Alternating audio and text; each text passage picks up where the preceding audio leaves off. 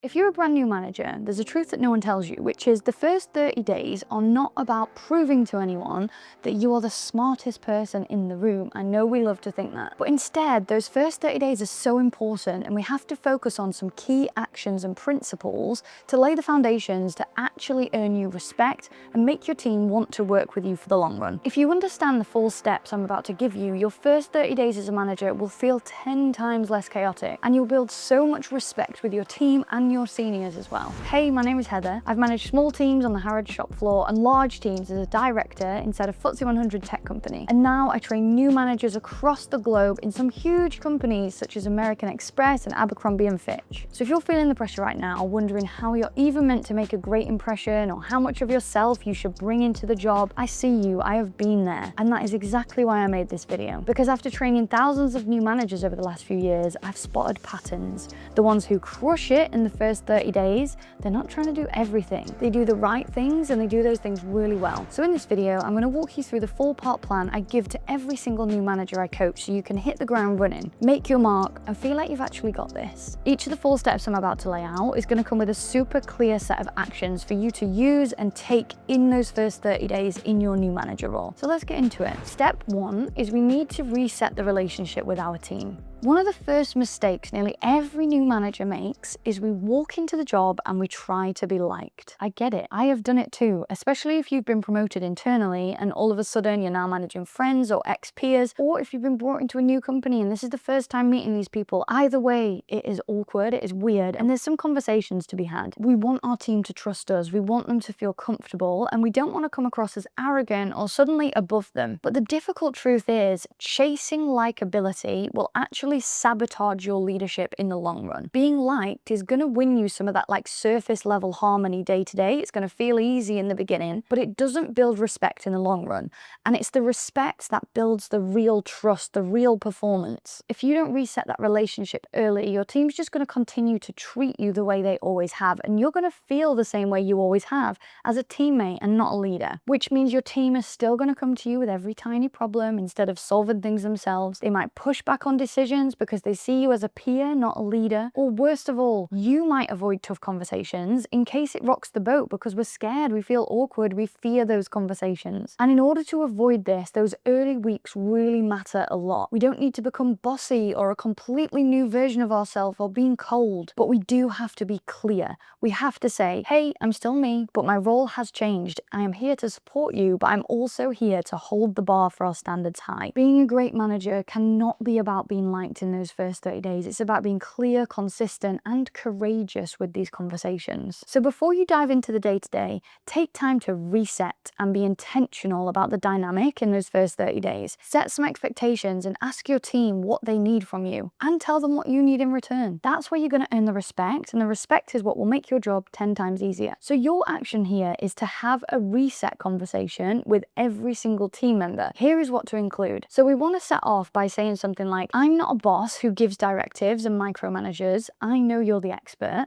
but I am here to help us hit goals, to grow and to create clarity. So I'm going to be honest. I'll ask questions, I'll set out standards and hold the bar really high where it needs to be. In this conversation, we also want to set our values early. So something like, my priorities are fairness, clarity, and progress, not perfection. And then ask some questions early on. So what's something you wish managers did more of? And what's something you wish they did less of? One conversation like this can completely shift how they see you, from a peer or a newbie to a real respected anchor in the team. And that takes us into step 2, is we want to understand their work. Let's talk about a really common trap for new managers. We start the role by thinking, I'll just take it all in, learn the ropes slowly and figure it out over time. But the problem is, if we stay in that passive learning mode for too long, we just become part of the day-to-day very fast. We start firefighting, unsure when to check in, and we rarely step back and take time to help our team learn and grow. So in those first 30 days, I really want us to learn our team's roles, not because we want to do their job or micromanage them, but our job is to guide and to coach and to make their work easier to do well. And you can't do that without some context and real understanding. So in these first 30 days, let's make sure that we really understand what their goals actually are. So their personal and professional goals. where they're getting stuck, what parts of their role drain them, and what parts they're secretly amazing at but maybe being underused. Because when you know those things, you start making smarter decisions alongside them. You can stop just blindly delegating or overpromising to the leadership team and start actually supporting in ways that help. So here's what I recommend. Shadow one team member once a week, just for a few hours. You can just sit with them, ask questions, learn how they work. You'll learn loads by just seeing the things they skip, what they over-explain, where they pause. And in your one-on-ones, which we're going to get to next, ask what's something you do regularly that feels really frustrating or insufficient. Then, and this is the bit where most managers skip, write a short one-page summary. Here's what I've learned so far about the team. Does this feel accurate to you?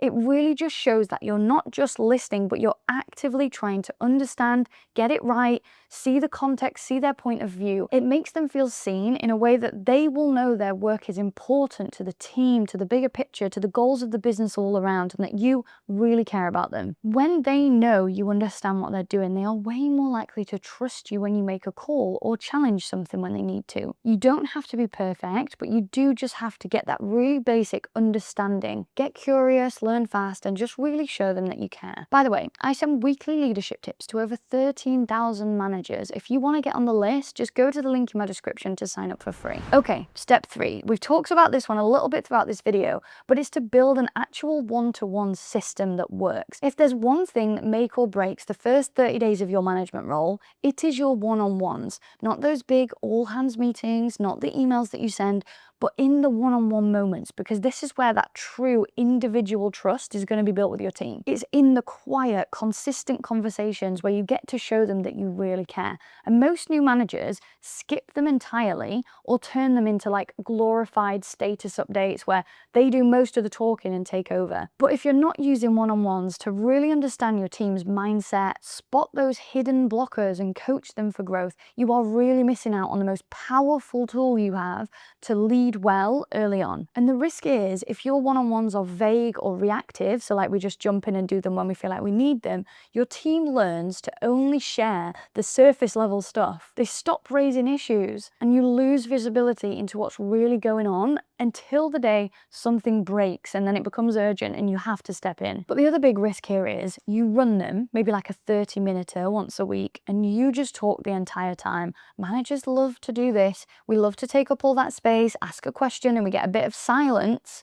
So we decide to just fill the silence, but we really have to stop talking. So here is what I do instead. There's a one-on-one system that I teach every new manager I work with, but in those first 30 days, I just want you to start with some weekly one-on-ones just for the first like 30 days to 6 weeks. It feels like overkill, but at first, we really want to set a tone of understanding the team, building a rhythm, showing them that you're reliable and you are the type of manager that does not cancel these one-on-ones. So just use a simple, repeatable structure at first that gives you some depth and direction. Maybe it's just 30 minutes once a week. And for a quick rundown, you want to ask things like, what has gone well this week, to make sure that we see their wins and give them a chance to get proud of something. Starts positive and it builds some momentum. Talk about blockers. So what's getting in your way right now? This is where you can really uncover some unclear priorities, some broken systems, or just help to kind of alleviate some of that team friction early before it becomes a bigger problem. Next is well-being. So how's your energy and workload at the moment?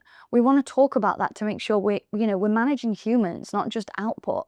And people work better when they feel seen and supported by their manager. We know this. So make sure we ask them about it. And then finally, just growth. What's one thing you want to get better at this month? It just helps to turn those one-on-ones from being reactive to developmental in those first 30 days. And it keeps your coaching and management role really focused and means they can take some ownership too over bringing you those problems. A pro tip here is use a shared like Notion or Google Doc. So you've got continuity from week to week. It's really great for spotting patterns and following up on what matters. And if you want a shortcut to this setup, I have made it super easy. You can grab my one-on-one meeting template, the exact one I use with clients, for free. Just go to the link in the description to download it. It gives you the structure, question prompts, and a way to track progress over time without reinventing the wheel. It's linked below, so just go get it. The best managers do not have all the answers. They create space for the right conversations to happen, and that really starts with your one-on-ones. And step 4, your final step, is set some micro goals. One of the quickest ways new managers burn out and fall in the first 30 days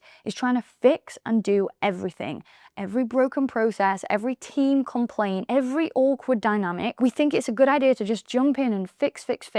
But we end up just drowning in all the busy work. We get overwhelmed and we still end up just feeling like we're behind. And this is not what you want to focus on for those first 30 days. In order to avoid it, we need to understand a really fundamental management principle that will play out across the years of your management role, which is you can't manage what you don't measure. Meaning, we need to set some small KPIs at the beginning, nothing huge, but just a few clear goals for the team. Because if you don't set these early on, the team are going to have no idea what progress looks like. It'll feel messy. So let's look into how we can set them. Now, you don't need this 50-slide strategy deck in your first month. You just need 3 small goals. I'll call them these SOS goals for the first 30 days. So let's break it down. First is stability. What will make the team feel calmer, clearer, and more consistent? Maybe that's just introducing some sort of weekly project update rhythm, reducing surprise requests. Stability just builds trust. How do we build stability in this team? Open up that question to them. Observation. Set yourself a goal to what you're committed to observing and learning in the first 30 days.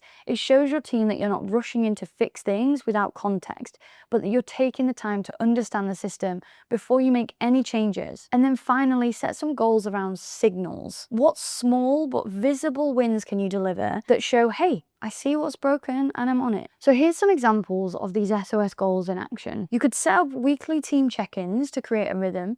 You could shadow a key workflow like sales handovers or project briefs to really understand those friction points. You could resolve one clear issue, something the team's been complaining about, even if it's small, and share a very clear, maybe 60 to 90-day plan so people know where this is heading, what your plans are for the future of the team. They're not huge, flashy goals. We can't set those yet, but they're practical, visible, trust building, because your team doesn't need a superhero. They need a manager who brings clarity, calm, and forward motion. If you want to know exactly how to set powerful KPIs in your team, ones that they won't ignore or find boring, but ones that will actually set them up for success and they will commit to, I've done a whole tutorial on exactly how you can do this. And I really want to know, what have you done in your first 30 days to level you up as a new manager? Drop it in the comments and let's all help each other together.